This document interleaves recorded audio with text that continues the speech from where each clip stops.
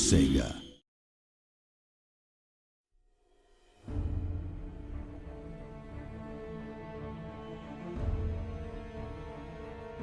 Hello all and welcome to another video for Total War Warhammer. I am Joey Dalton and I'm joined by Darren McNally in this Let's Play. Darren, what are we doing this time?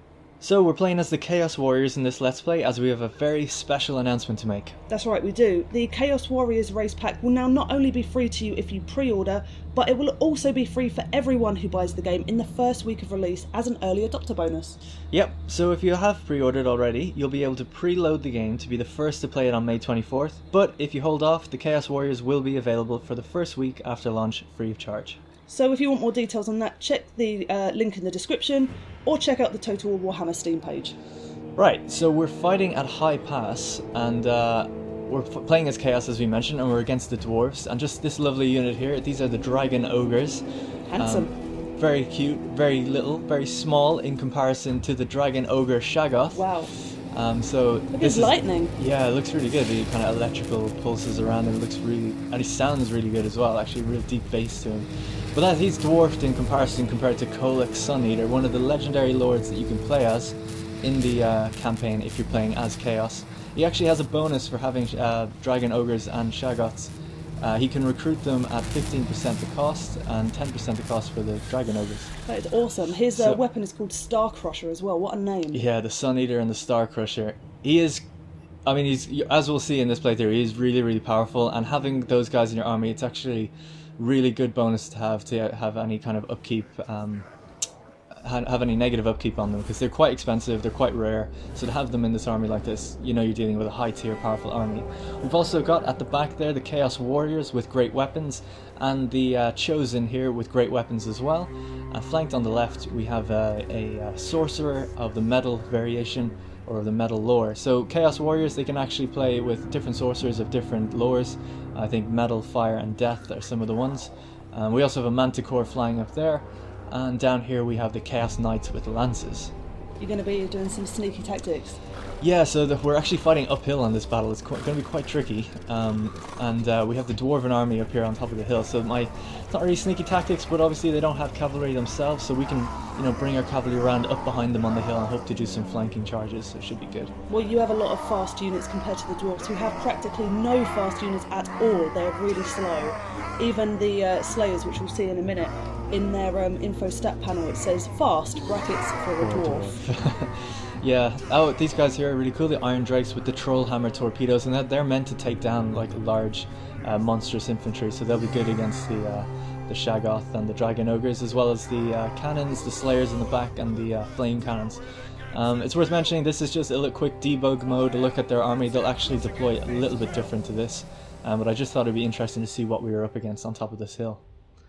So here we are, this is the kind of gameplay. So obviously we're not playing this right now, we're looking back on the gameplay that I captured at the time, but to kind of appease the people who want to see cool zoom-ins and cool cinematic shots, I've also interlaced the video with the replay shots. So for those who don't know, in Warhammer, after a battle is done, you can view back the replay, and you can simply hide the UI by pressing K, and that removes the flags in the gameplay UI, and then we're allowed to put the camera down and see the gameplay as it unfolds, both from a gameplay and cinematic perspective. The timeline stays the same, so what you're seeing is all in real time as well. So hopefully that will let you guys have a real nice zoom in of all the action and some of the higher up gameplay choices that I've made. Some of the more brutal face punches I know you all want to see.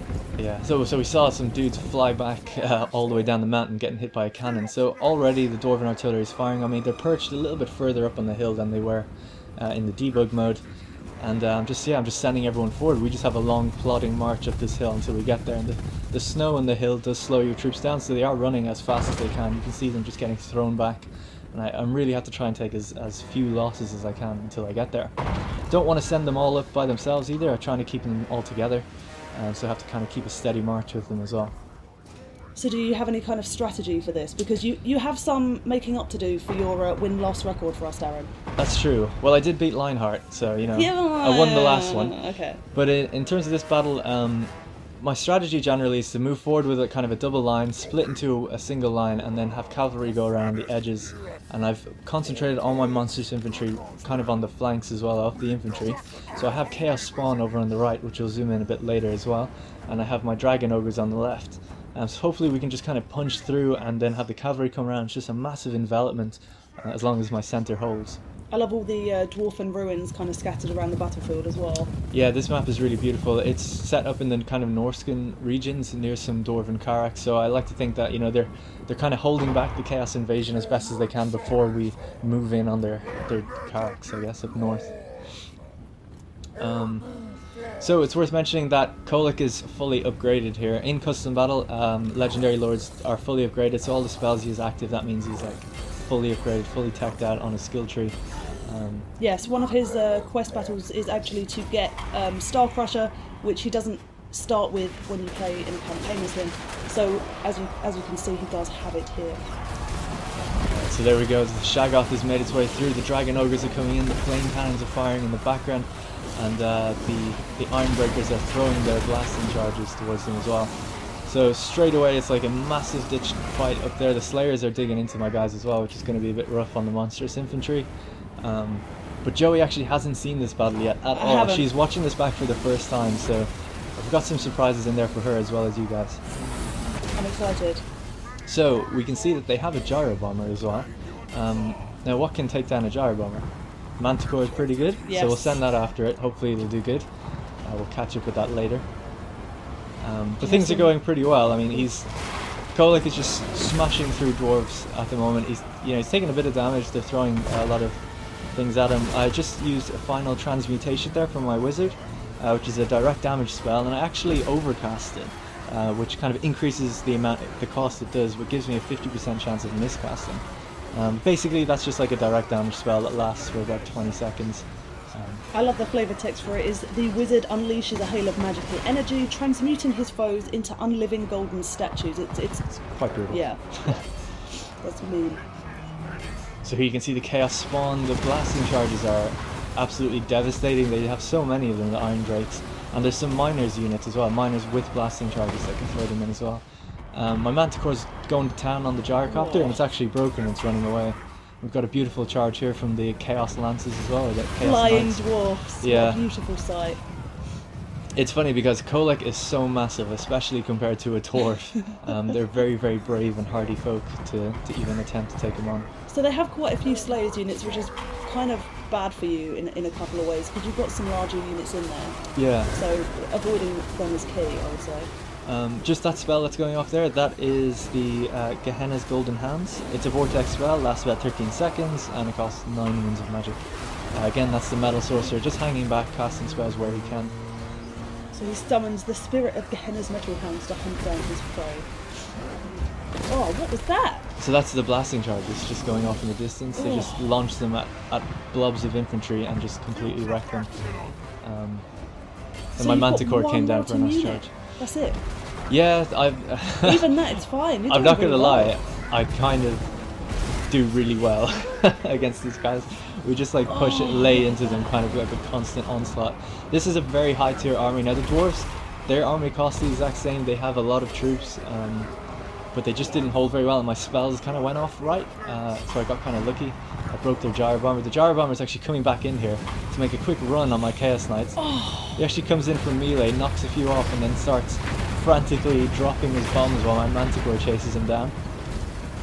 Oh, that was clever. Yeah, so here he is just going along the line, literally dropping the bombs. You can see them actually coming out of the back. My Manticore just isn't fast enough to get him. I always thought it'd be really cool if Kolic just like gave him a little whack out of the air with his hammer, but it wasn't to be. And you can see just all the carnage going on in the background. They're still holding their own. Like the dwarves aren't just like breaking instantly or anything. No, They're holding the quite Dragon well. Ogre is undeterred completely. Yeah, actually, if you check the unit health of all my units, like it's quite low for the Chosen, really low for the Dragon Ogres, and my Kolic himself is down to halfway and taking more damage. So I activated an augment there, which speeds up my Manticore, which will allow me to catch the Gyro Bomber. Oh, right in the sky.